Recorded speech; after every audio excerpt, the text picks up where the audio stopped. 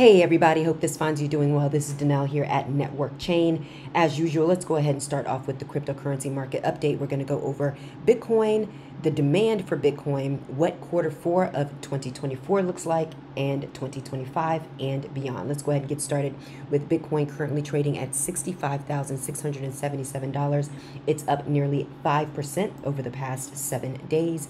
Ethereum making some moves, up about 3.3% over the past week, trading at $2,653. We have Solana near $157, up over 9% over the past week.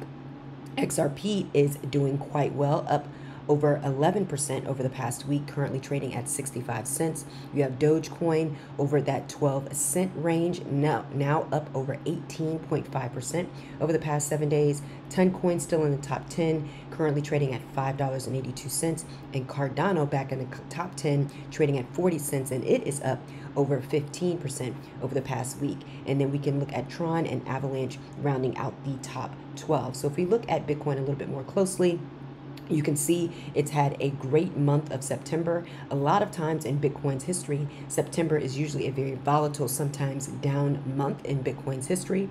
But this year we are seeing that it's most likely going to close in the positive for the month of September. And so you can see here that it had a low of nearly $52,000 earlier this month, and it has rallied all the way up to over $66,000, and now it's kind of trading in that $65,000 range. So we'll see if it's going to be able to get back above $66,000 and hold above $66,000. If it does that, then that could be a trajectory for it to go much higher going into Q4 of 2024. If we look at Bitcoin over the past year, we still have been in that range between 50 and 70,000 since Bitcoin reached that all-time high back in March of this year. So everyone in the cryptocurrency market are looking to see if Bitcoin will get back above that all-time high, trading above 70,000. That still remains to be seen, but the trajectory is looking good if you look at the last month. Now, we are going to go over some of the major news stories as well as talk about the demand continuing to come into Bitcoin, which could cause Bitcoin to have a really great Q4 of 2024 and potentially a blast off going into 2025 if history dictates what could be the future. Obviously, we cannot rely on the past on what could happen in the future, but it definitely shows a potential indication of what could happen next. So you can see here, Bank of New York Mellon got the approval from the SEC that could reshape cryptocurrency custody landscape. Now, BNY Mellon is the oldest bank in the United States and is preparing to enter the Bitcoin and Ethereum cryptocurrency custody market for the spot exchange traded funds for clients like BlackRock as well as Franklin Templeton. Currently, Coinbase basically has the head start in terms of custodying for these Bitcoin ETFs, but now it looks like there's going to be some competition, particularly now that BNY Mellon has gotten the approval from the SEC. There's still some regulation that a lot of people are looking to be overturned that will allow banks to have Bitcoin on their balance sheet. So it still remains to be seen what the competition will be. But right now, Coinbase will now have competition from BNY Mellon, which is the oldest bank in the United States. So that's going to provide another option for these Bitcoin ETFs to have a custodian of their Bitcoin. And if we look and see at how much Bitcoin these Bitcoin ETFs have accumulated since they have gone onto the public market in January of 2024, if you look here, Grayscale had the most when the Bitcoin ETFs launched, and they had over 600,000 Bitcoin at the time. And now, since the release of the Bitcoin ETFs onto the public market, and because Grayscale had a much higher fee than a lot of these newer Bitcoin ETFs, their supply has now been cut down to less than half. And if you can see here, if we look at the total amount of Bitcoin that these Bitcoin ETFs are currently holding on chain, they are upwards of $900,000. That 900,000 Bitcoin, So most likely they will be nearing 1 million Bitcoin, if not before the end of this year, surely most likely sometime in 2025. So we're starting to see that institutions as well as retail investors are getting into Bitcoin and are interested in Bitcoin.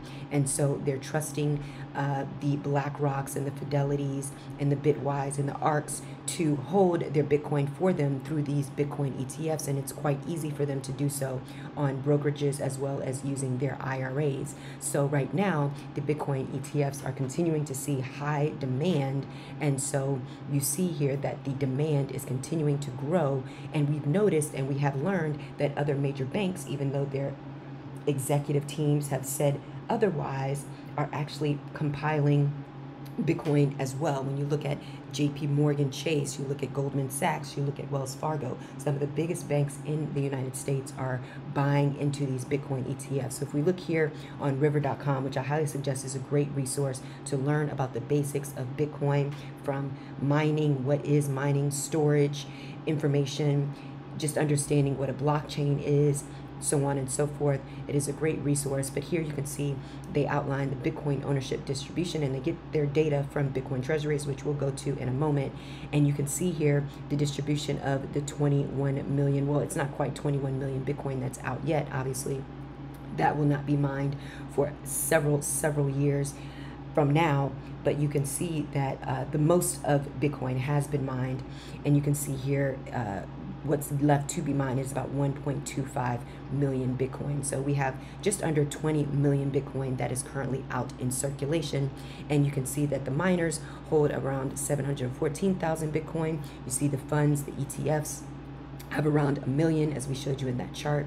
Other businesses and private companies like MicroStrategy, for example, own about 800,000 Bitcoin. Us as retail investors and individuals own about 57% of the circulating supply of Bitcoin. There's about 3.7 million estimated that are lost. And a lot of that has to do with people who had Bitcoin on hard drives and threw away their hard drives or lost their seed phrase. Some people lost their Bitcoin through the Mt. Gox hack, which was the first major exchange that a lot of people bought their Bitcoin through. And then we also see that Satoshi has about 1 million Bitcoin amongst various wallets, and that has not been touched since the beginning of Bitcoin. So many people speculate that most likely those 1 million plus Bitcoin will never be moved or sold into the market. Obviously, that remains to be seen. But from what we have seen up to this point, those wallets have not moved in terms of any Bitcoin movement from that Satoshi ownership wallet. Then we can also see that governments have over 500,000 Bitcoin, a lot of them from seizures, including United States having the most Bitcoin out of the sovereign nations in the world, China number 2, and then surprisingly Bhutan is, depending on who you talk to, is either number 4 or number 5 on the list in terms of how much Bitcoin they own. So we wouldn't be surprised if more governments like El Salvador, who has gone into a Bitcoin accumulation strategy, that there will be more companies that will continue to add to their Bitcoin strategy, or I should say start a Bitcoin strategy similar to El Salvador. So we're seeing that demand is continuing to grow into Bitcoin and cryptocurrencies. So if you are interested in Bitcoin and interested in an alternative, hard, decentralized asset that cannot be inflated by any central governments, then Bitcoin is something that you should consider looking into and doing more research on. And that's what we continue to do here at Networkchain. And we will continue to provide you more information as it becomes available every day. We post nearly every day on X as well as on IG, as you can see here. So if you want to keep up with what we've got going on, please make sure to check us out on X as well as IG.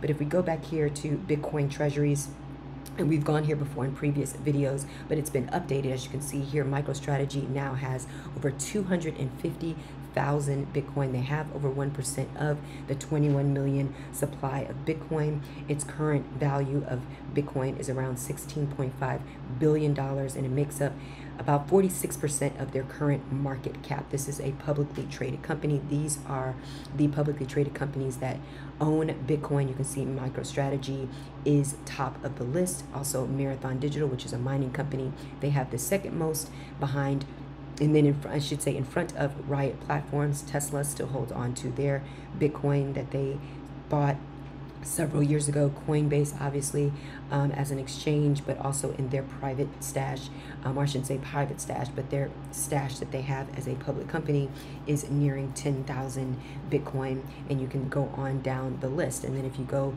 down to the funds and ETFs, you can see that iShares currently has over 363,000 Bitcoin, which is now at 1.7% over of the Bitcoin supply, and they are nearing 2%, and I'm sure they will get to that 2% mark probably sometime in 2025. You see Grayscale is now down to 220,000. They have been eclipsed by MicroStrategy as well. And you can see some of the other Bitcoin ETFs and how much that they hold. Then if we continue to go down the list, you can see how much is held in decentralized finance and smart contracts. And then you can see the private companies that own Bitcoin. And you can see Block One owns the most with over 160,000 Bitcoin. And you can see SpaceX, which is another Elon Musk company, and Real Bedford. We've talked about them. They're a football club out in Europe. They are on a Bitcoin accumulation strategy, and they currently have over 80 Bitcoin. And then you can see the governments that own Bitcoin. The United States, as we mentioned, has the most with over 200,000 Bitcoin. China coming in not too far behind at 190. You have the UK at 61,000. Ukraine has over 45,000. And Bhutan, a very small country in the Himalayas, also has about 13,000 Bitcoin, a lot of which we accumulate through mining. So it just goes to show that there will be more companies, more governments that will be added to this Bitcoin treasuries list. It used to be a lot smaller than this, but as you can see, it has now expanded.